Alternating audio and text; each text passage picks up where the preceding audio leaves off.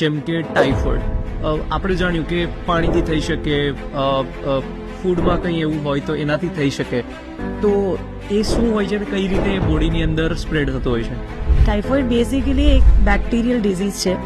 એક એવો બેક્ટેરિયા જે શરીરથી બહાર પાણીમાં હોય અને એ પાણી કોઈ રીતે આપણા શરીરના અંદર પહોંચે, ફૂડના રીતે, પાણી પીવાના લીધે એ આપણા શરીરના અંદર જાય.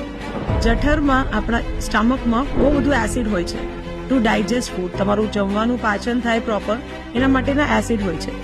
મોસ્ટ ઓફ ધ બેક્ટેરિયા સ્ટમકમાં કિલ થઈ જાય છે. પણ અગર કોઈ એવું માણસ છે જેનું કદાચ એસિડ ઓછું બને છે, યા ક્રોનિક ઇલનેસ છે, યા પછી પ્રમાણ જે બેક્ટેરિયાનો હતો તે બહુ જ વધારે છે એ પાણીમાં, જે પાણી તમે લીધું, તો પછી એ બેક્ટેરિયા સર્વાઈવ કરવાના છે, આગળ વધવાના છે. આંતરડાના લાસ્ટ ભાગમાં, મોટું આંતરડું, નાનું આંતરડું, આપણા બે હોય ભાગ, તો નાના આંતરડાના લાસ્ટ ભાગમાં આ જ બેક્ટેરિયા જઈને પોતાના સંખ્યાને વધારે છે.